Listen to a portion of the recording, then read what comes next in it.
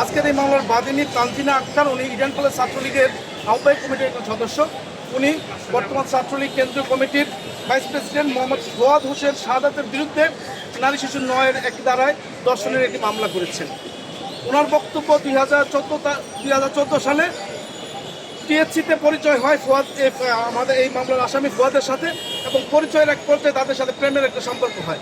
এবং 2016 সাল থেকে ফুয়াদ 2016 সালে তাকে কক্সবাজারের সি বিচ হোটেলে নিয়ে যায়, এবং ওখান থেকে বিয়ের প্রলোভন দেখিয়ে 2016 সাল থেকে তার সাথে শারীরিক সম্পর্ক করে, এবং মিথ্যা এবং ভুয়া একজন কাজী বানিয়ে হুজুর ডেকে তাকে বিয়ে করেছে মর্মে জানায়। এবং এই বিয়েটা রেজিস্ট্রি করবে কখন, যখন বাদিনী তাকে রেজিস্ট্রির কথা বলে, তখন বলে ছাত্রলীগ কেন্দ্রীয় কমিটির সম্মেলনের পরে আমি তোমাকে বিয়ে করবো, রেজিস্ট্রি করবো আমাদের বিয়ে।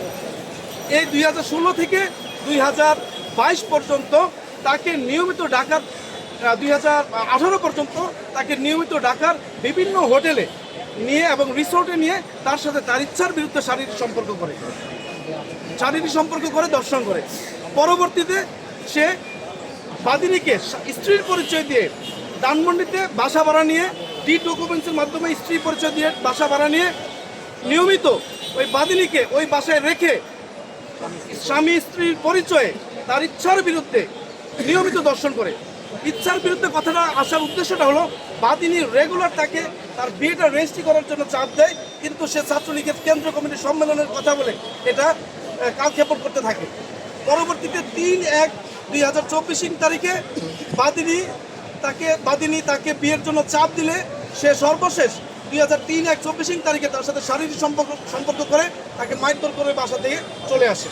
এবং এই ঘটনার পরে এই বাদিনী যখন ছাত্রলীগ কেন্দ্রীয় কমিটিতে অভিযোগ দায়ের করে, কেন্দ্রীয় কমিটি বিগত 3/6/24 তারিখে তাকে ছাত্রলীগ থেকে আসামি দাবি করছিলেন যে তার সাথে এমন কোনো সম্পর্ক আসলে নাই, তার সাথে একটি মামলা হয়েছে।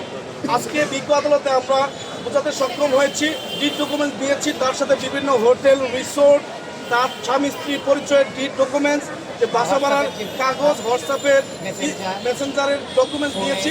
ও সন্তুষ্ট হয়ে এটা এফআইআর অর্ডার দিয়েছে। এখন হাজারীবাগ থানাকে এফআইআর অর্ডার দিয়েছে। হাজারীবাগ থানা এখন এটা এফআইআর হিসেবে গ্রহণ করে এটা নিয়মিত মামলা রুজু করবে, পরবর্তী কার্যক্রম করবে। মোবাইলটা সরান ভাই, জি একটু মোবাইলটা সরান ভাই। আমার নাম ওয়াকিলুর রহমান, বাংলাদেশ সুপ্রিম কোর্ট।